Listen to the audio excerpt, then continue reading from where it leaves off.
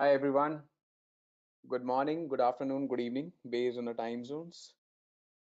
And guys, before starting the session, can any one of you give me a quick confirmation? You can see my screen and hear me as well.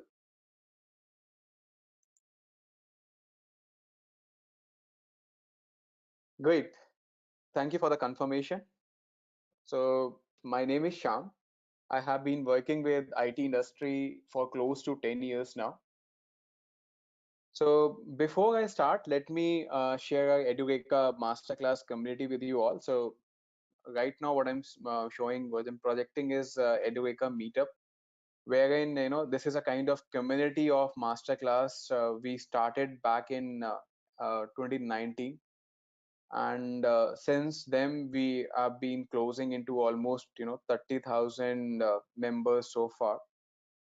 And about in these masterclass we published more than 100 webinars and live events on different topics like IoT, big data, RPA, AI, ML, PMP, and multiple backend and front end based technologies like Java, PHP. All those technologies we are covering in the webinars, so that we all should be aware what all technologies are going on.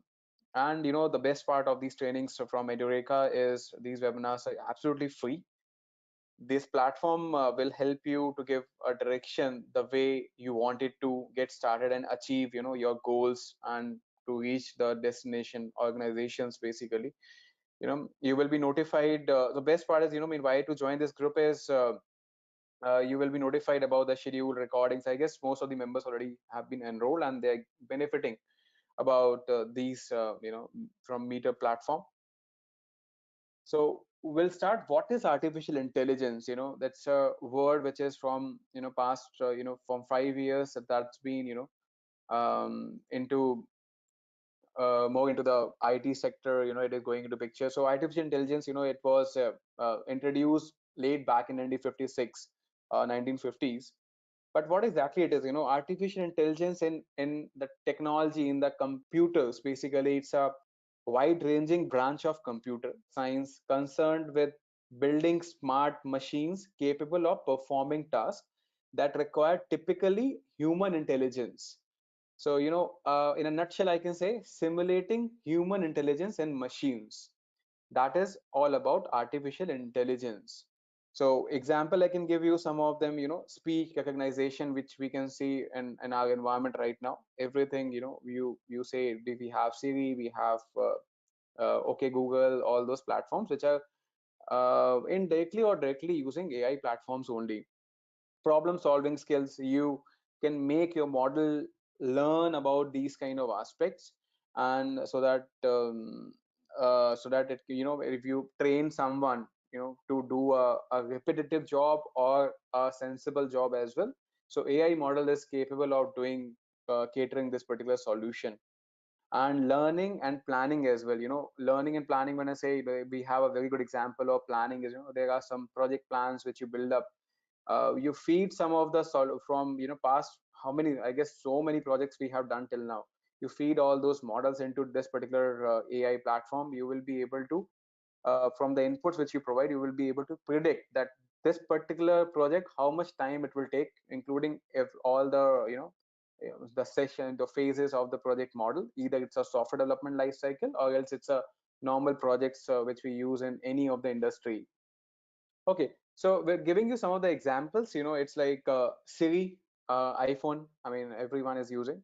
If someone is having Apple iPhones, and have Siri and OK Google are using this artificial intelligence. Whenever you ask some questions, you schedule some of the meetings, you set an alarm, your sleeping time, your a basic methods, which all those things, that data is getting captured in your phone itself, based out of which prediction technologies goes on. Then we have Tesla, like autopilot mode in cars. �:𝐸𝐞 is a company, provides a real-time guidance to the customer. Believe me, this platform is like uh, they're giving 70% of the customers based on AI. They're giving answers over the call, and they're giving accurate answers to the customer, and nobody can understand the human is speaking or artificial intelligence models are speaking those answers. Netflix recommendations based on consumers' reaction, interest, choices, and behaviors. This is also part of AI.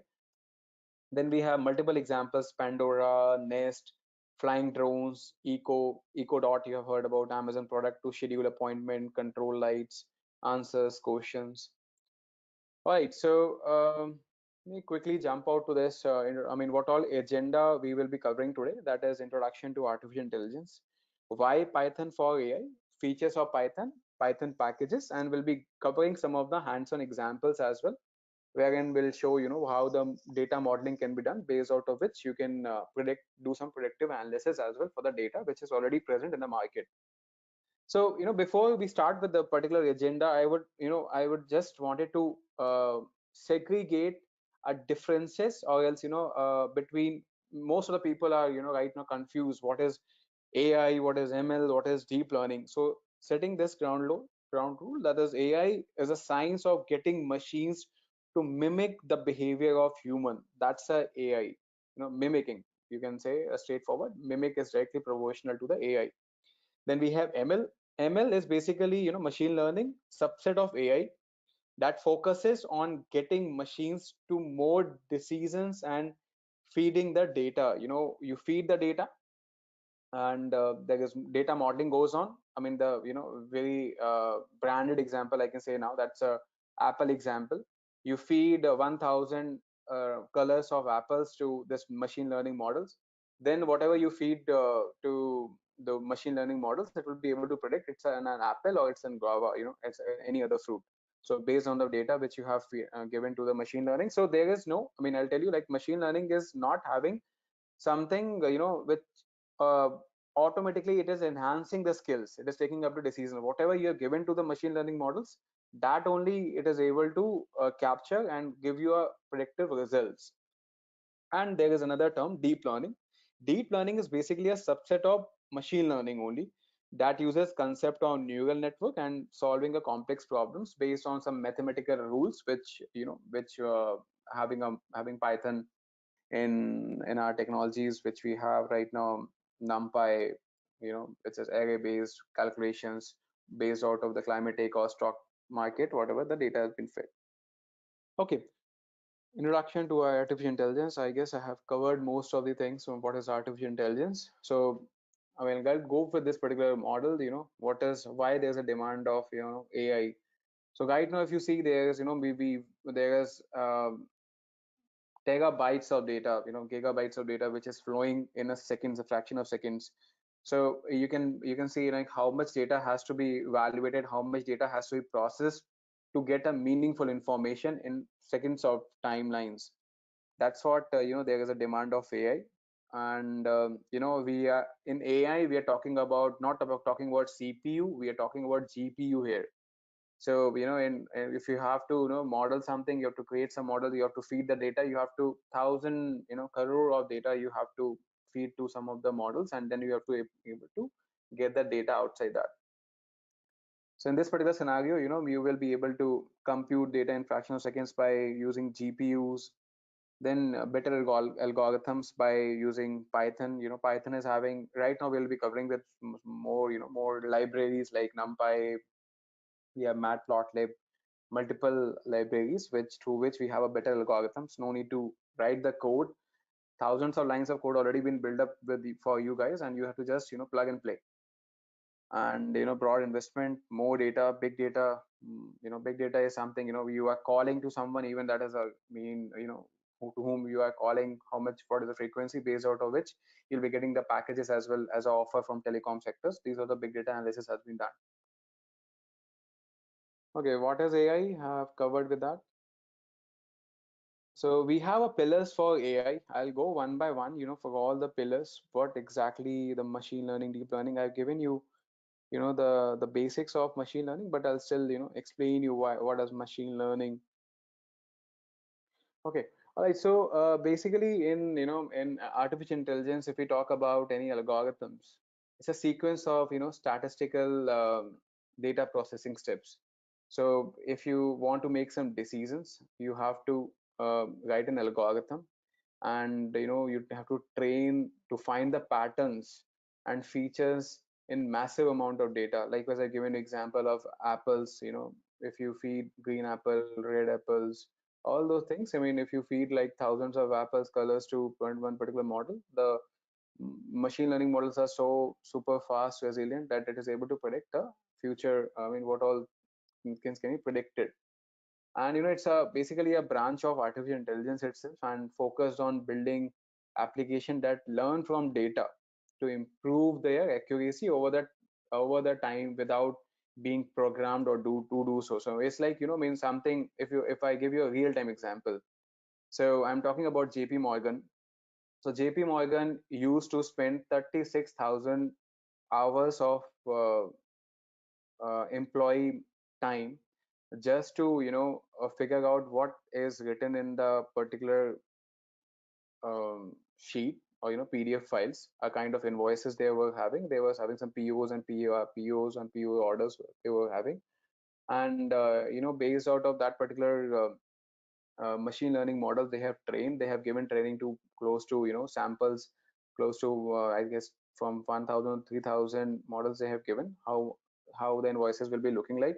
Now they are able to process close to 70,000 records of PDF data, that are scanned images, basically scanned images having there is OCR technologies, which is revived, integrated, and also along with that there is analysis on the basis of where are the details written, who has written those details, and on those basis they are able to extract the data and insert into some of the ERP system to get the data in particular manner. And the main thing is not only saving 36,000 hours, that is also if you take data from somewhere and if you write in the system, it's a tedious job to do. And and even there is a spelling mistakes, errors, all those kind of things gonna happen. But now they are getting a QAC of 99%.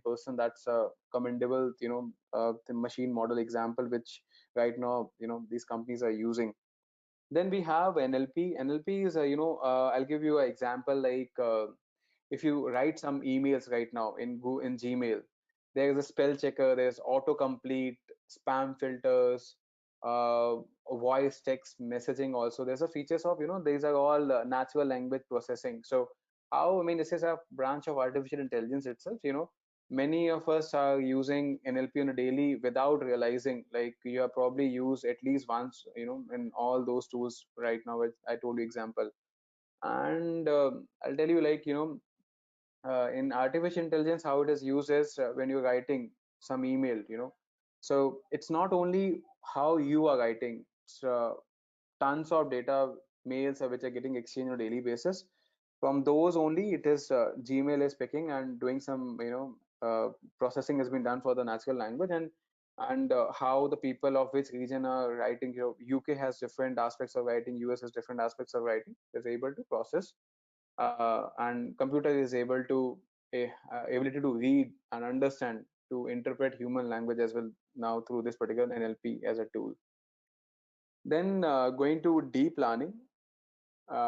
So I'll explain you, like I mean, how deep learning is also evolving in some certain criteria.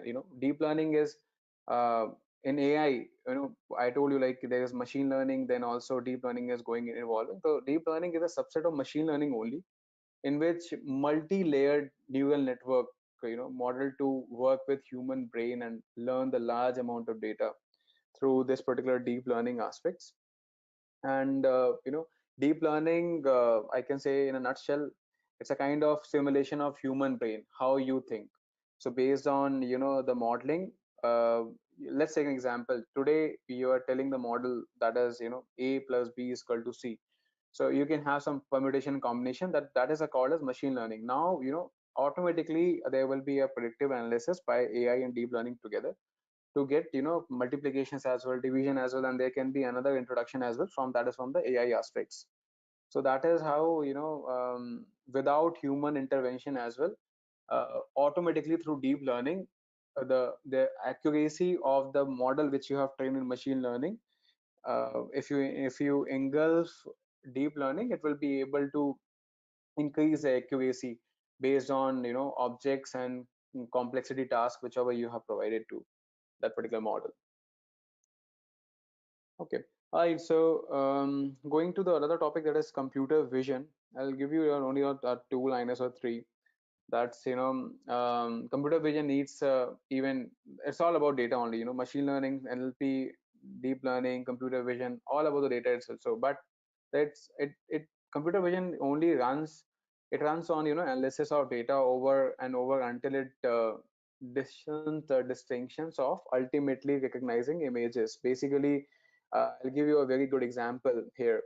If you watch some of the movies, if you watch some of the videos in YouTube, maybe the name is different. So, but also if that computer vision is enabled there, automatically the images are getting captured. Like maybe you like some Bollywood star, you will like some Hollywood star, you will be able the computer will be able to extract the information based on the pixels, and it will be able to give you a recommended solution on, so basically recommended solution or recommended results, whom do you like, and based out of it you will be able to get some more videos. That's a basic example.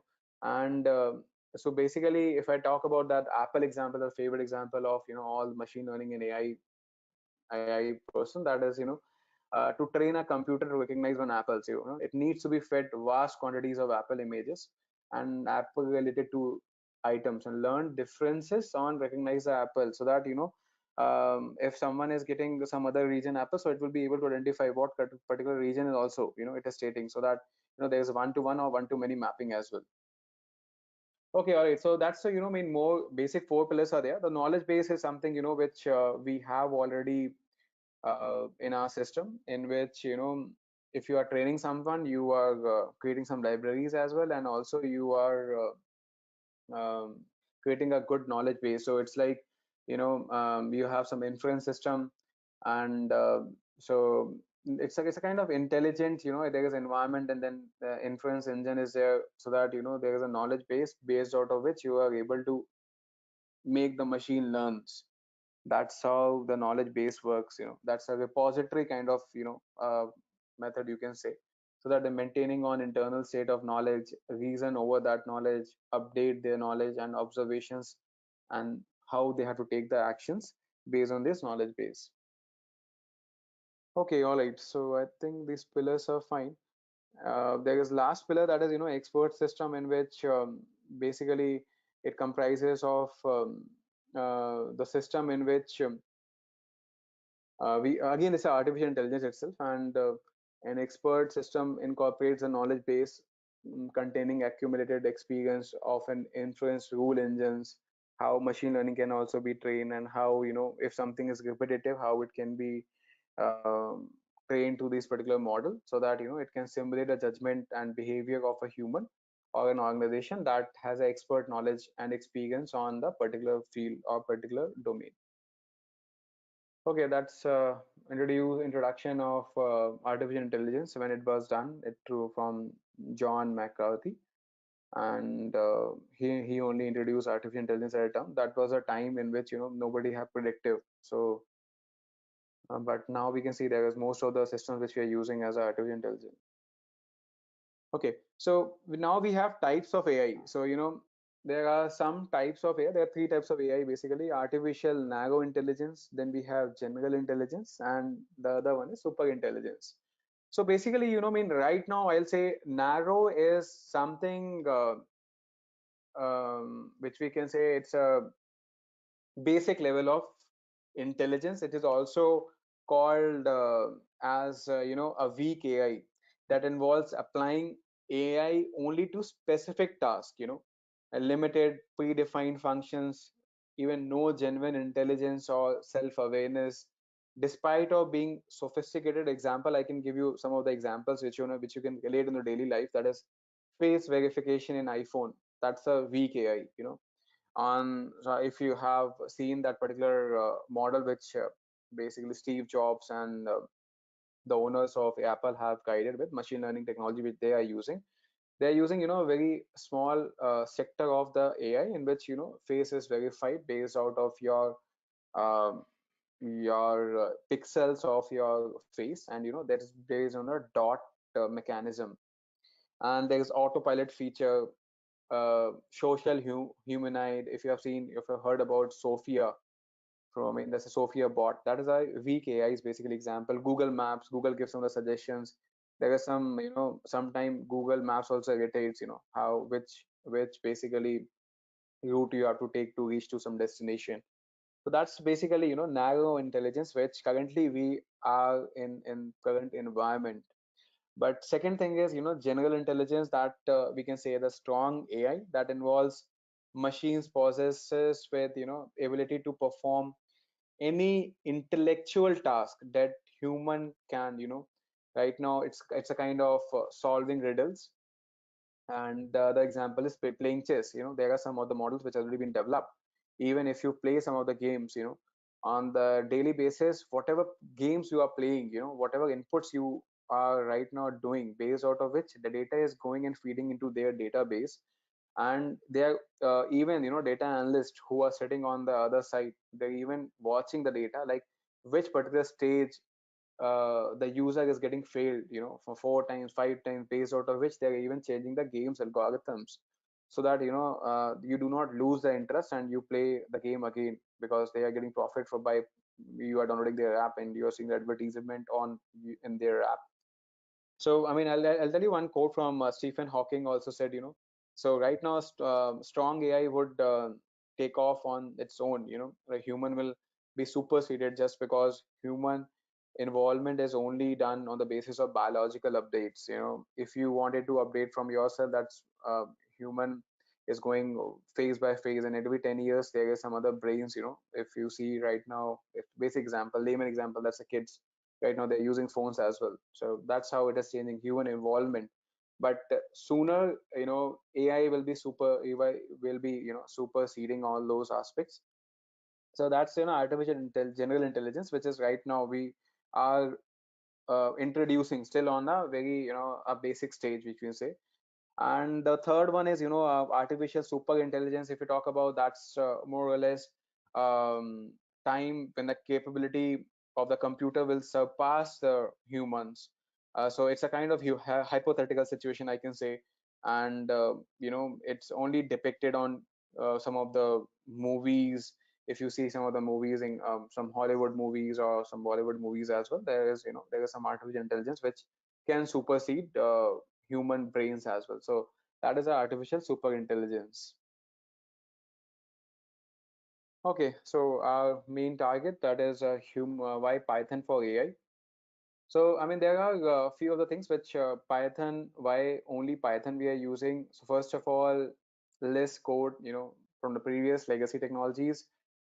For even for doing one task, you have to write 10 lines of the code, but right now it's only extremely less code. You have to only focus on your algorithms, the first point. And Python has pre-built libraries like NumPy for scientific computation, and for SciPy for advanced computing, and PyBrain for machine learning. These are the already given pre-built libraries which has been developed by some of the some of the um, Googlers or some of the hits, and already they have introduced these libraries. You have to just simply use their libraries and get set go.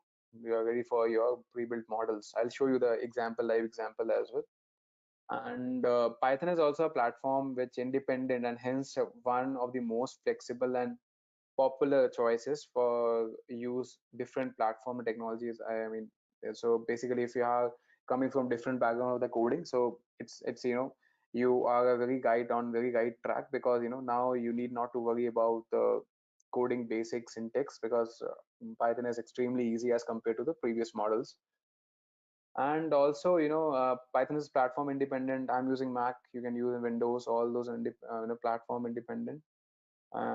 So Python is also flexible for all others, with options of choose between, you wanted to choose object-oriented programming language approach or else scripting based.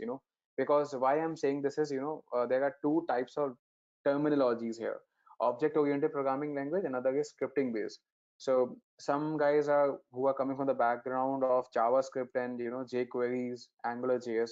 I would suggest, I mean, they can directly go to scripting based methodology in Python as well. It will be easy to transition in this particular manner. But somebody who's coming from the Java background or totally in .NET background, then choose a OOPS approach, that is object oriented programming approach. Then Python is having a massive community right now. I mean, there's a huge community, as you see, of Edureka community as well. Here also, it's a work like the same, but more or less, you can use Python developers around world provide you comprehensive support and assistance. I mean, believe me, I mean, you write some of the queries, you'll be getting answer in another 10 or 15 minutes maximum. Anyone will be able to reply you and solve your queries. That's how the massive community is working right now for the Python. Okay, all right. So Python packages, I mean, today I will be covering some of the packages, what all is being used, what all we can use for the Python packages here. So that a package is something, I mean, it's like package is already a developed code which you have to use as a plug and play components. So it's a kind of reusable components. You have to pass some of the parameters, you have to remember some of the functions, you have to pass the parameters based out of which all algorithms are written in this particular packages, and you will be able to easily use. Okay, so the first package I will be package and library are the same thing. Do not confuse on these two terminologies. One is what is TensorFlow. TensorFlow library was developed by Google in collaboration with Brain Team, and popularly for machine learning algorithms, again the subset of AI itself. And currently, TensorFlow is the most famous deep learning library in the world in Google TensorFlow. So what happens is, to give you a concrete example, Google users can experience a faster and more refined the search with AI. If the user types keyword a search bar, Google provides a recommendation about what could be the next word. That's how and that's a TensorFlow beauty only. So currently it is using it as a TensorFlow mechanism itself. You write something, what is this? You will be able to, I mean, sometimes you have observed like, yeah, this is what we want. I mean, they are giving as a results. So I'll go you one by one, all those things. So Google wants to use machine learning to take advantage of this, massive data sets. So we have three different groups in machine learning. One is researchers, then we have data scientists, then we have programmers. So researchers who research, what all data we are getting, and based out of which they are feeding to data scientists, and the programmers are basically giving a proper coding mechanism to that particular search, and you are able to then get the examples on this particular search results basically on, and yes, basically on the basis of search engine optimization as well. That's another technology. Okay, so how the TensorFlow architecture works, I'll give you on, it's a basically a three layered model, in which there is one is pre-processing of data.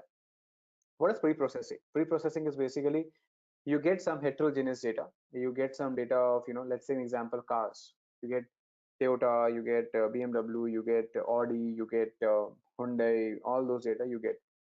And you pre-process these data, what exactly you need. You have to first write your problem statement. So your problem statement can be maybe your organization is predicting like Toyota will be doing a great job in 2025 based out of which parameters. So you have to pre-process those parameters. Maybe they have more multiple units, maybe they are collaborating with Maruti, maybe they're collaborating with another one, and they have a very good projects. You all have that particular data, and then you can go and confidently tell to your management, see boss, this cannot be happen based out of this particular data. So either you have to change the plan, either you have to change the strategy, but we cannot predict on these basis. And this predictive analysis is so important for the stock exchange as well. They're based out of those mechanism only. Stock exchange also works, and you have to invest or you do not have to invest. So these TensorFlow, right now it's being worked here. The other I mean, I told you the first one is pre-processing of data. The second one is building the model. The model which you create, you align the data, you separate the data of Toyota, you separate the data of other companies, you see the projection of the data, all those things in a building or a particular model, and then you have to train and estimate the model. Training in every machine learning and AI model, training is an extremely important part, because each and every model which you develop, what you have to get the output, one by one you have to go use this particular library and see from your training results for the particular, let's say an example, we have 60,000 or 1 lakh records. You cannot do analysis on all 60,000 records or 1 lakh records.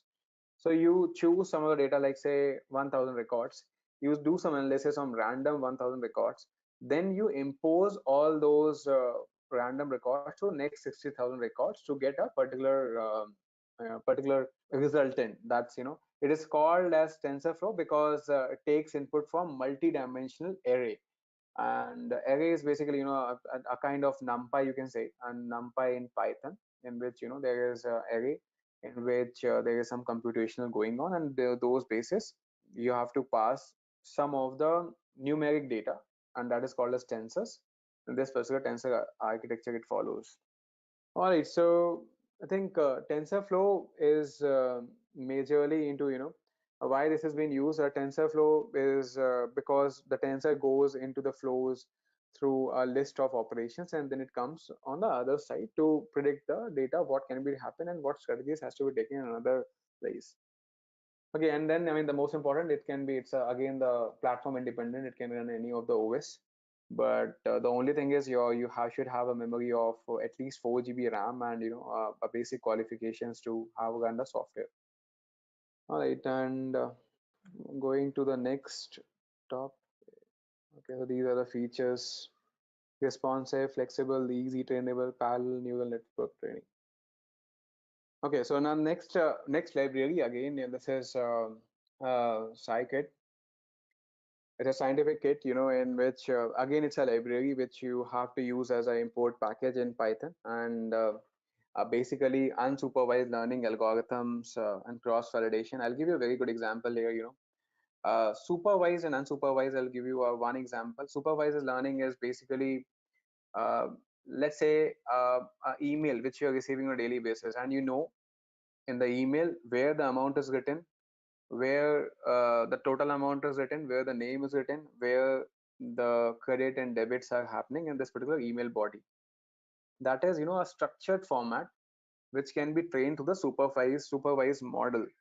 But what about the unsupervised learning algorithms? In which maybe you're not happy with some of the organization, you're not happy with some of the services. Let's say an example of any XYZ e-commerce company. You write some email. So on a daily basis, how many emails they are receiving as a negative or positive feedback? Millions of emails, and they cannot even hire so many resources. So these models are helping for just taking these particular emails, reading one by one, analyzing what exactly the problem they are facing, and how many people are basically in the angry mode, how many people are giving a good results, based out of which they are able to change the strategy as well, like they have want what part they have to enhance for the organization. So basically whatever you can done, I mean you can do for multiple packages. Only feature of scientific kit here is just because you have to extract some of the details from any of the unsupervised model, you will be able to do from this particular library. And also if I want to define something, so if your this sklearn library contains a lot of efficient tools for machine learning, and including classification, regression, clustering, and dimensionally reduction. You want to do all those things, then you can use all those this particular library. So majorly, I mean, which is already written, you can use for the cross validation. What is cross validation? So basically, there are various methods to check the accuracy of supervised models or unseen data. That can be done from here. So if you want to check accuracy, what is accuracy? Basically, in terms of I spoke about some example of the email. So if you're extracting the data, amount, the name, the last name, all those things can be done from this particular cross validation itself. It's a kind of validation, and another thing is peer validation. So that is done by this particular model library. Then we have, feature extraction. I was telling, that can be done, features from the images, even you could do from, from the words you can extract, even from the images also. You can extract from the features. So somebody has the box, or, I'll give you the best example. There sometime it happens, you receive some of the delivery box from Amazon or any other big e-commerce site, and the product is different from whatever you ordered. Then you uh, give the image to them, and they evaluate those images. So that is all done by these particular libraries only, and 70% times the data is accurate, and they're able to replace or return whatever items they wanted to do based on your need. And there are multiple data sets as well. They came in handy while learning scikit-learn. I had there are some SaaS academic data sets. There are Boston House. I'll give you the example of Boston House kit. By doing the coding itself, I have the ready model itself right now, and having them handy while learning these libraries. And when I was talking about the unsupervised, I just wanted to add one more thing. In the unsupervised, all things can be happen, like starting off clustering, factor analysis, principal component analysis. All supervised, unsupervised, can be done through this particular kit. Then we have NumPy. NumPy is a library in again used for scientific mathematical data, but only point to be noted in NumPy is NumPy is only used for mathematical data. So no objective data is being used for, in case of NumPy. It supports 2D, 3D kind of data. 2D is something array, there is multi-dimensional data which is being handled by this particular NumPy. But for an example, I can give you the climate, the stock data, exchange data, predictive analysis from past 10 years. That can be done through the NumPy itself. So basically, NumPy stands for numerical Python. Is a library consisting of multi-dimensional data objects and collection of routines for processing those arrays. And using NumPy, mathematical and logical operations on arrays can be performed by using only a single method. So you have to just learn, like you have to do sum, you write sum, you have to do multiply, write you have to write cross or something. There are some methods which is readily can be used easily for these statistical manipulations.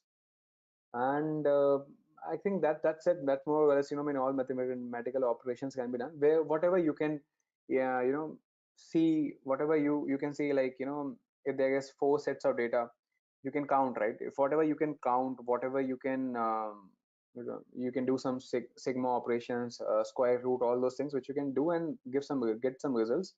That all can be done through the NumPy itself. Then we have the last library introduction, that is Theano. So Theano is also a Python library that allows us to evaluate mathematical operations, including multi-dimensional arrays, so efficiently. And it's very easy to install. Just write pip install Theano. You will be able to install this particular library. And why Theano has been used, I mean, there are some of the points which are already written: tight integration with NumPy, transparent use of GPU. Basically, I'll tell you, I mean, if you want some stable optimization of your solution, you can find out some unstable expressions and can be used in a more stable form to evaluate them. Basically, we are getting some data from different vendors. So let's take example, I'm right now doing invoice analysis from different companies. I'm writing customer ID, the other vendor is writing ID, the third person writing employee ID. So if you want to do stability optimization, then you can use Theano as a Python library. And then if you want to execute, so as mentioned earlier, like Theano, we can so most recent GPUs which we are using. So if you want to execute the expression in your CPU or GPU, it is much faster than Python. And symbolic differentiation is there. So it's smart enough to automatically create symbolic graph for computing gradients. Even I'll tell you what is a gradient. They have a subset of examples where what is exactly the gradients. And so they basically, Theano is a Python library that allows you to define, optimize, and evaluate mathematical expression involving multi-dimensional arrays efficiently. Some of the Theano example, I'll tell you in the later stage of this particular. So these are all, libraries. I'll tell you, like 𝐤𝐽𝑚 is the same, having some additional features on this. If you wanted to do some, some graphical representation, you want to visualize something, wherein you can show like what x-axis is, what y-axis is, and it also handles with the API. So high level API handles we making models, defining layers, or set of multiple input and output models. So 𝐤𝐽𝑚 also compiles a model with loss and optimizer function. So what is loss and optimizer function, which I'm quoting right now? That's so every model right now, whatever you predict, so there is some loss percentage. Even if you take an example, if you're some computer background, so whenever the data transfers to one place to another place, from one server to another client system, there is some packet loss. So we always create some loss percentage as well. So no data can be accurate. That is, all those you see all the standards. Never we never say 100% data was accurate, because there is some error which is already in all the systems. Maybe some integration system, maybe some of the other ethic which has not been followed. So that is the loss percentage we keep. Whenever we have to analyze the data, we have to train the model, then we have to keep this loss and optimizer function. So loss, I told you. Another is optimizer is something, we have some of the algorithms by which you can optimize your solution. You need not to write that particular algorithm optimizer. There are some optimizers based on your model. You have to use those optimizers. Then we have computational graphs, which make tensors or variables, because it has been handled in a backend engine as well. So basically, what happens is, if you so the management does not have time to see all those data whatever you're giving to them. They wanted to see what exactly how the graph is performing, how we can take the action steps. So this is a kind of a differentiation which 𝐤𝐽𝑚 made. There is another is matplotlib as well, which is doing the similar kind of thing, but this is having a high resilient, how Python is growing day by day. So there is a lot of introductions which is having. So need not to worry about these libraries. There is only thing is, we have to just see how the function has been used. Already our algorithms people have already written. No need to worry about those things. No invention needed here. Only thing is you need to write. You need to just expose. You have to just to call those functions. And I'll tell you one of the some of the differences between also from what is 𝐤𝐽𝑚 and TensorFlow. So the purpose of 𝐤𝐽𝑚 is rapid deployment for making model with standard layers. And there, if you wanted to use TensorFlow, then it allows you to make a arbitrary computational graphs or model layers. So if basically 𝐤𝐽𝑚 give you exact what exactly the methods you can apply here, which TensorFlow doesn't. All right, then we have our last library, which is NLTK. Then we switch on to the coding part. NLTK is study of natural language text analysis, sentiment analysis. I guess we already covered this. Wherein I'll take again example of Twitter. How Twitter. I mean, if you guys think how Twitter is removing a lot of posts on a daily basis. Daily basis 300,000, if you calculate, 300,000 of posts are being deleted from Twitter, just because of this particular technology. If you're writing some some terrorist based what we say, some post is there, or else something related to religious which is not acceptable with any of the government. So this is a kind of technology which is helping a lot. Even they are able to remove the images as well, which is not fruitful for any of the social networking websites. So NLTK is a leading platform for building Python programs to work with human language data. It provides easy to use interfaces, and if you wanted to such as WordNet, along with suite for text processing libraries, classification, tokenization, and parsing the data, getting the resultant of the data. How I told you the example of how people reaction is if you launch some product in the market, and you launch the website as well. They're writing something, that's fine. I mean, that is fine, completely fine. They're writing something, maybe some other language. So what NLTK does is it creates one platform, creates into one language, their computer language, that is bytes language. and then they're able to judge the customer is happy with this product which we have launched, or else we have to improvise in any of the sector. So NLTK has been called as a wonderful tool for teaching and working in computational linguistics using Python, and an amazing library to play with the natural language. So that's it, from the NLTK side. All right, let's get started. The screen which you can see right now, that is of Anaconda. Anaconda is basically, just for beginners, Anaconda is basically a platform, a framework on which the Python is deployed, a Python code you can write. And it's extremely easy to download Anaconda. Just go to Google and click on the Anaconda download, whatever system you are having, Mac or desktop, as a Windows or Windows 10. You can download it, and once you download, there is other option called as Jupyter Lab. You have to click on Jupyter Lab. I'll show you like how you can see the screen. So once you download this Anaconda Navigator, you will be able to see Jupyter Lab notebook. So I mean, for this particular purpose, we will be going Jupyter Lab. That is an extensive environment in which we write all Python code, in which even all those libraries which we have discussed right now, that can be imported, and you have to just download and install it. Once you install this particular package, you have to just go on what, depending upon your need, you keep on installing, and then you can use depending upon your demand. Okay, so okay, we'll go through this particular model, that is MNIST data set. So basically MNIST, what is the case study? Basically, MNIST database is a database in which 60,000 training images have been calculated, in which they, wherein we have taken 10,000 testing images. We are taking 10,000 testing images, and our case study is to allocate one image type with one label. So that is a kind of repository, the case study which you are building. So just to give you a background, basically, the MNIST, which is the word which you can see, even you can search it on Google as well. That's that's a MNIST database. That's already handwritten digits available from this page, and has a training set of 60,000 examples. So basically, the database is already ready with us. So we are just doing on this particular model to will train 10,000 models. Automatically, it will be reflected to next 50,000 models. So that's how idea is to give one-on-one mapping to one image to one label. So let's say, so I'll show you like that.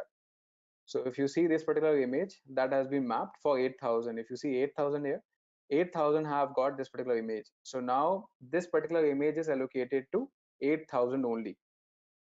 We'll go one by one how we have done achieved this particular model, and how the AI model has been trained, so that each and every number will be having a different image, and how what accuracy we are getting. So okay, so we'll go one by one. One is we have first of all getting TensorFlow version. We have 2.x. That is, there was one version of 1.x, 2.x. There is no very great difference between 1.x and 2.x. That's the major thing which they have achieved in TensorFlow 2.x is, if you can see TensorFlow.keras, that is a kind of the intercoupling or tightly coupled they have done for two particular package. There is one library, another library, they have packaged all together both. Okay, we'll go one by one. First of all, we have imported TensorFlow, and whatever version you're using, just write the version here. You'll be getting output as 2.3, just for our sake, which version you are using first. And then you have we have initialized a random number generator. So basically, we have written random dot seed 0. What is seed? I'll make you understand what is seed. The seed is the starting point of for the sequence, and guarantees that if you start from the same seed, you'll get the same sequence of numbers. So if you see random, if we do not define this, then what's going to happen, if you run the same code on your machine, there will be some different type of models. To set the standard, we have to define, like, for each, maintaining the consistency for each of the machines wherever the code will be deployed, will be having the similar kind of results. We have to define seed.0. Then we have ignore the warnings. That is, we are ignoring the warnings. Maybe there are multiple warnings which you will be receiving that we are currently ignoring because we do not want this. Whenever you load a data, there are multiple pixels going on. Now we are analyzing close to 10,000 testing images and having a lot of images pixels, and we want to ignore this. That's what we are using this. Let's load the data set.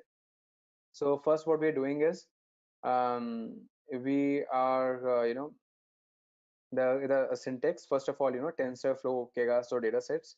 Why we using TensorFlow and 𝐤𝐵𝐺 is basically, 𝐤𝐵𝐺 is for this particular model we need both the packages together. So that's what we have used TensorFlow.𝐤𝐵𝐺.dataset. Dataset is nothing but data tables, because now there will be pixels formulation. There will be a set of basically tables which will be used to manipulate the data and to assign each data to one particular image. So one is, this is a form which we have to write, X train and Y train. So what exactly it is? X train and X test is basically a grayscale of RGB codes from ranging from 0 to 255, and where Y train and Y test contains the labels from 0 to 9. So we have 10,000 records, but in binary, if you see, there is a combination 9,000, 60,000, 40,000. That will be in between 0 to 9 only. So that's what we have to use. And then what we have done is we have loaded the data. So there's a minus data which we already defined, and we have used a function which is already present in TensorFlow library. That is load data. We're loading all the data there.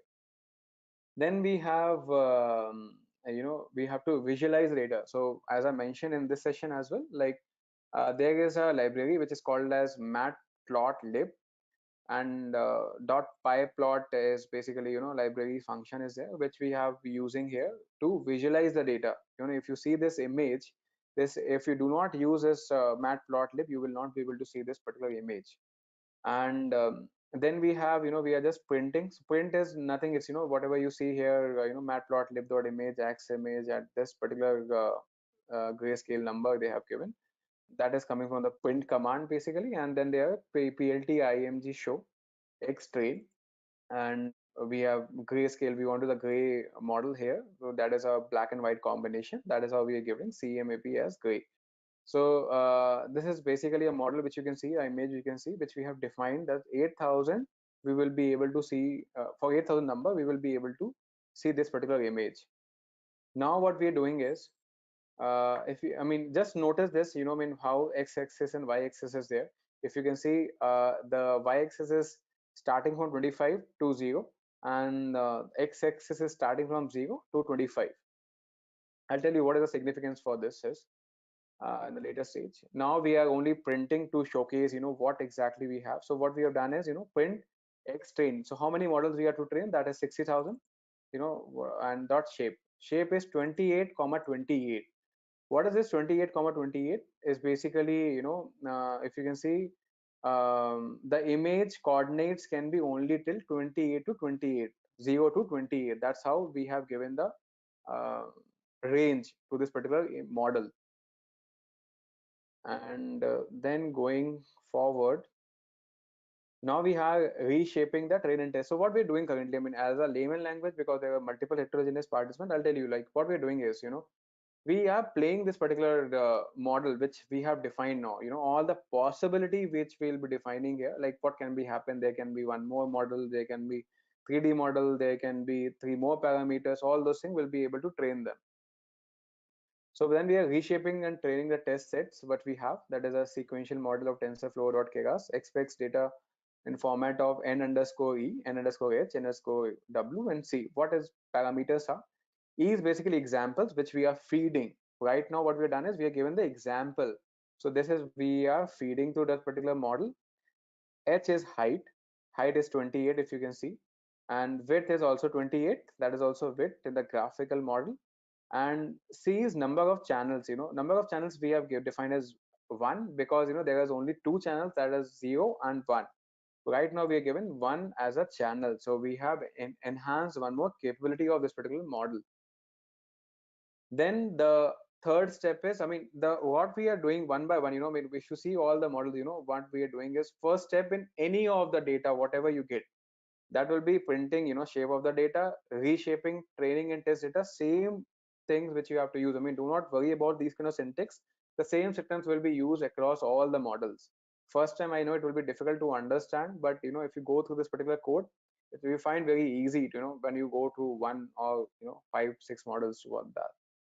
Then you go for normalizing the data, where what we are doing is basically, we are so normalization in database, what it is called, normalizing is, we are dividing the data into one by one. It's like, how possibility of the data can be, so that each data frame can be divided into one module.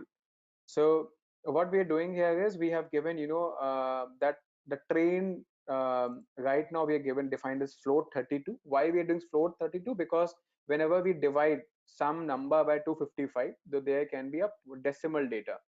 So decimal data has to be stored in some different type. So that's why we have converted x.train as type to float 32. So that now in a future stage, what we are doing is we are dividing some of the arbitrary number, that is 255, from ranging from 0 to 255. So there can be no error in case we are giving float 32. If this is having string or integer, it will definitely give an error. Then going on the next stage, that is print shape of data and number of images. So here what we're doing is, we're giving the elaboration of all those data, I mean, what exactly we have the data. So these are all print statement, so basically these are the statement which I have written just to make you understand. So there is no significance of this particular print statement. This is just for us to understand what is the data inside which variable.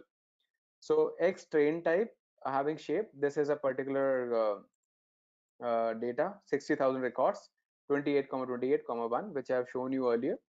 Then we have how many data sets we have to train, that is 60,000. What is the test data on which data we will be doing the testing, that is 10,000. What is the maximum value and minimum value? Maximum value is 1.0 and minimum value is 0.2. I told you, like, the channels is only two types, that is 0 and 1. So maximum is X train is 1 and minimum is 0.0. Then we are going for the vector analysis. Here we are categorizing basically on the basis of the shapes. So the syntax for this is, again, we have to use a util class. So first of all, we are converting the class vectors to binary, because computers only able to understand the binary methodologies. So this is an important step. That is a third step of any of the modeling techniques. And how many number of classes we have taken as 10. And then we are doing the categorical cross entropy on loss. So loss percentage, I already told you the example by, always in any of the model we used to engulf the loss as well. We whatever, I mean, it's not like, machine learning model you train today and all things will be working by tomorrow. There will be some losses which will be, losses means there will be some inaccuracy in the data, which will be, I mean, you make your model more robust, you train your model more with more and more data. That's how the loss percentage will be going in a decreasing manner after some time. Then going forward, we have, initializing the sequential model, and wherein, we have to just model how, I mean, how do we want actually, I mean, there is a model which we have to train, right? So there are three layers which we have said. One is sequential, another is we will be flattening the data, that is, in a 2D or 1D era before we building the fully connected layers. Then the last step, we'll be adding two dense layers. That is dense layers, major thing is we experiment of any of the number of neurons for the first dense layer. However, the final dense layer must be having neurons equal to the number of output classes. So it works. And this is how which we are doing. We are again taking the models. So if you have noticed, we after tensorflow.ks, somewhere we are taking util, somewhere taking a model, somewhere we are taking a layer. So that is depending upon all need. So basically, the inside the model package, there is a, inside this is only we are able to use. Inside layers, we will be able to provide dense. If you will not write layers here, you will not be able to get a intelligence for dense, and you will be getting error for this particular thing. So going forward here, we are just compiling this particular model, whatever we have done. And after compiling this model, all the batches will be getting started, and you have to train the batches. We are taking the batch size at 32. Epochs we have taken as 10. What is it basically? Epochs is a term used in machine learning and indicates the number of passes of the entire training data set the machine learning algorithm has completed. So that's how it's defined as epochs. These are the same terms. I mean, we will understand, like when you write fit in your code, you write the bracket, will be automatically able to get in how many parameters you have to pass, and depending upon that parameters you have to give all those size, and depending upon your need. And if the batch size is the whole training data set, then the number of epochs is the number of the iterations. So right now we're taking only 10, but if the batch size, if you calculate 60,000 or 10,000 or 20,000, then you have to give all, because epoch is something, iteration, for loop iteration. If you say one match with other 10, second match with other 10, it's a kind of method. So right now, for for the data accuracy, we are using epochs written here.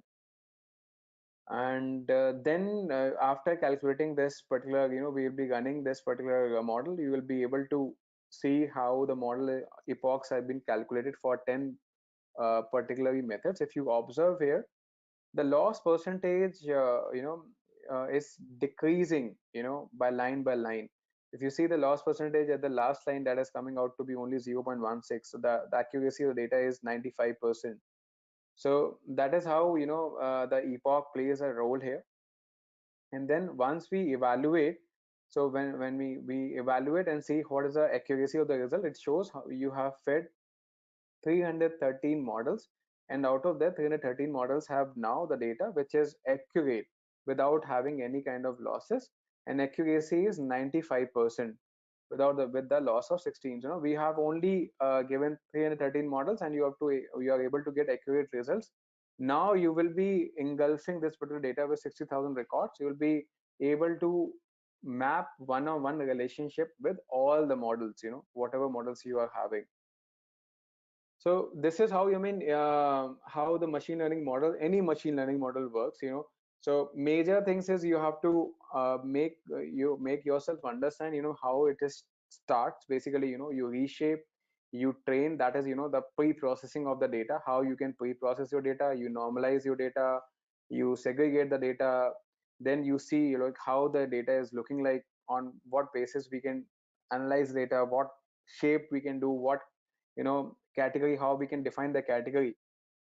So see, there can be a different type of invoices. One can be invoices of PO type of invoice. There can be invoice of some luggage, there some of the products which you have bought from the supermarket. There can be multiple type of invoices. So it's important to first normalize any data, and second point is categorize the data. If you are not categorizing the data, you will not be getting the results appropriate. Then identifying which model you have to use. You have to process the data sequentially, or you have to process parallelly, which model you have to use, what kind of etiquettes which you have to follow, what kind of layers which you have to every. So see, I mean, you can study these layers. Basically, if you dense is something, if you these are basically layers by which the machine learning models already been trained, and you will be able to feed the data, you will be able to achieve the results on those bases. That's it. So this is all from my side for today's session. Thank you so much, everyone, for joining.